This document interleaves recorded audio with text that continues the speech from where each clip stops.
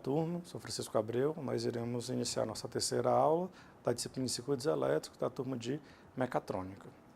Então, como roteiro da nossa aula, nós temos resolução de circuitos, circuito RL série, CA, circuito RL paralelo, circuito RC série e paralelo e circuito RLC série e paralelo em circuitos alternados. Então, nós iremos utilizar os fasores, como nós vimos na aula 2, para resolver esses circuitos.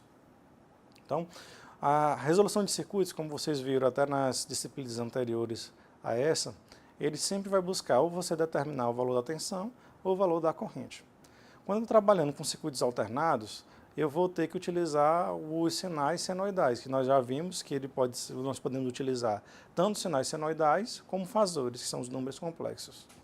Como para utilizar sinais senoidais você vai ter muito mais trabalho, muito mais álgebra envolvida, então nós utilizamos números complexos. Então, nosso objetivo da nossa aula de hoje é verificar como cada tipo de associação de elementos ele pode facilitar no nosso dia a dia na resolução de problemas.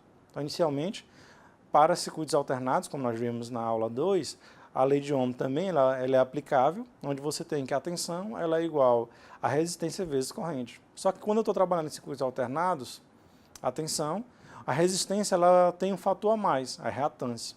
Então, isso nós temos como nome a impedância. Então, a impedância nada mais é do que a associação da resistência mais a reatância. Então, a impedância para cada tipo de circuito, ao ser determinada, depois você pode encontrar ou a tensão ou a corrente de maneira fácil. Então, nós vamos ver como as possíveis ligações de circuitos para determinar a impedância. Para isso, nós temos o primeiro circuito, que é o circuito RL série. Então, como você pode observar na figura, ele tem um sinal senoidal alternado, um resistor e um indutor em série. Professor, mas como eu vou determinar a impedância desse circuito? Fácil.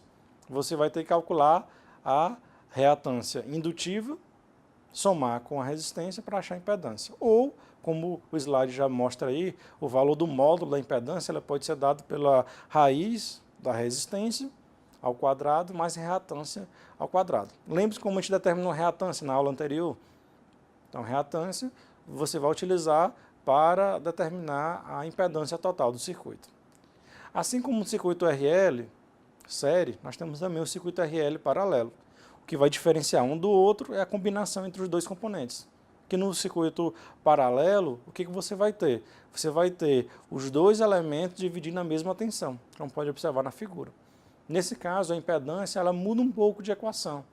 Ela vai ser dada como a resistência vezes a reatância dividida pelo raiz da soma da parte real mais a parte imaginária ao quadrado. Então, você pode observar que, ao primeiro momento, ele parece um pouco mais complexo, mas se você resolver ele por partes, achando primeiro a reatância indutiva, a resistência, você encontra a impedância sem grandes problemas. Uma outra associação possível é a resistência em série com a capacitância. Nesse caso, a impedância também ela é dada pela soma, a raiz da soma da resistência mais reatância capacitiva.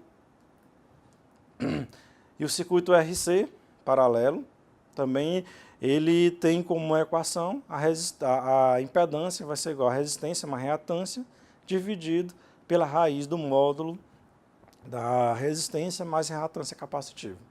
Então, observe que, no primeiro momento, você pode até achar um pouco difícil. Então, nesse caso, é só você determinar se ele está em série ou em paralelo e aplicar a equação característica de cada uma delas.